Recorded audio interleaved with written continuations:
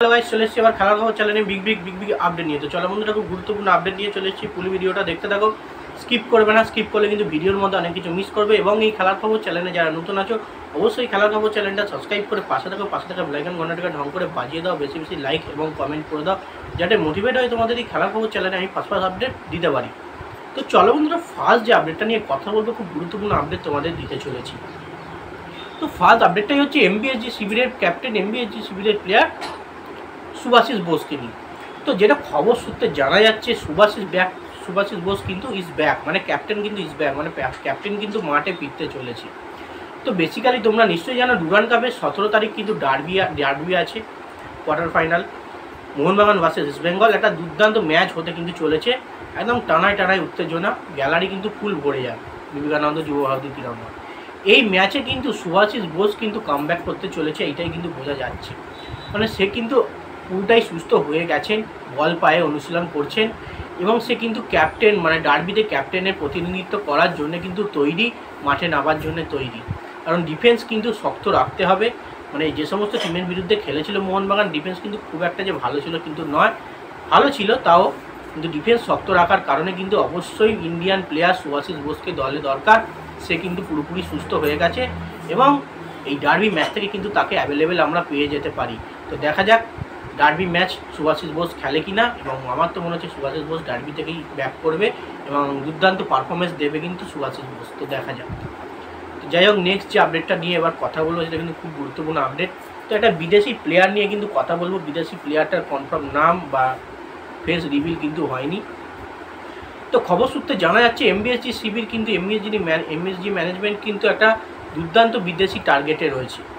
মানে তোমরা নিশ্চয়ই জানো, 7 নম্বর বিদেশি এখনও পর্যন্ত কিন্তু মোহনবাগান শিবিরে সাইনিং হয়নি।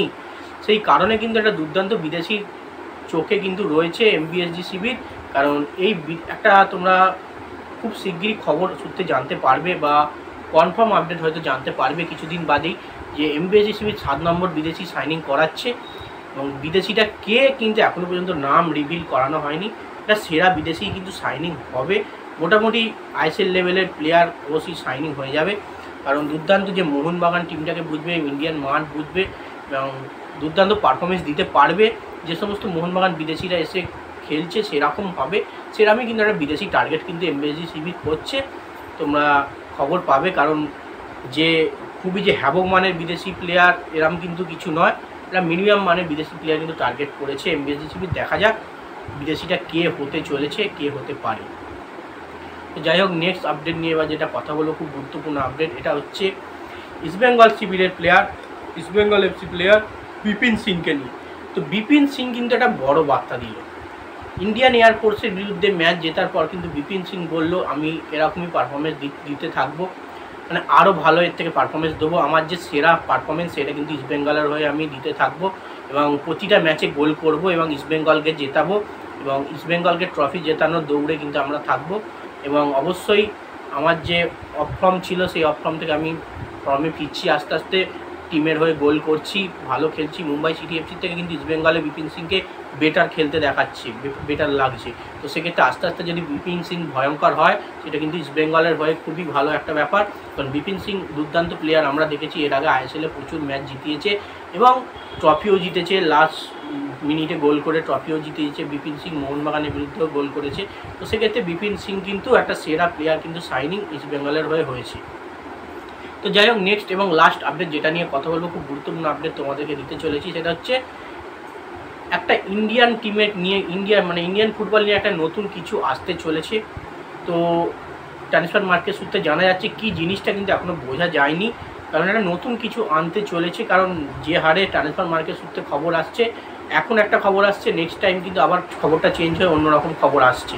তো কনফার্ম কিছু বলবো না কি হচ্ছে না হচ্ছে, এটুকু তোমরা জেনে রাখো। ইন্ডিয়ান ফুটবল নিয়ে কিন্তু নতুন কিছু আসতে চলেছে, এআইএফএ প্রেসিডেন্ট কল্যাণ চৌবের থেকে জানা গেছে। তো তার সঙ্গে মার্কাস মার্কুলার থেকেও কিন্তু জানা গেছে, পোস্ট থেকে, যে ইন্ডিয়ান ফুটবল নিয়ে নতুন কিছু হবে। কারণ আইএসএল হওয়ার জন্য ইন্ডিয়ান ফুটবল নিয়ে একটা কিছু হওয়ার কথা ছিল, সেটা কিন্তু হবে। তারপরে কিন্তু আইএসএল হবে কি হবে না সেটা কিন্তু আমরা জানতে পারবো। সেক্ষেত্রে ইন্ডিয়ান ফুটবল নিয়ে কিছু একটা হতে চলেছে, খবর আসবে, এলেই কিন্তু ফার্স্ট আপডেট তোমাদেরকে আমি জানিয়ে দেবো। তো যাই হোক, এইটুকুই ভিডিওটা রাখছি। ভালো লাগলে লাইক, কমেন্ট, শেয়ার, সাবস্ক্রাইব করে পাশে থেকে চলো বন্ধুরা। বাই, আমার নেক্সট ভিডিও দেখা।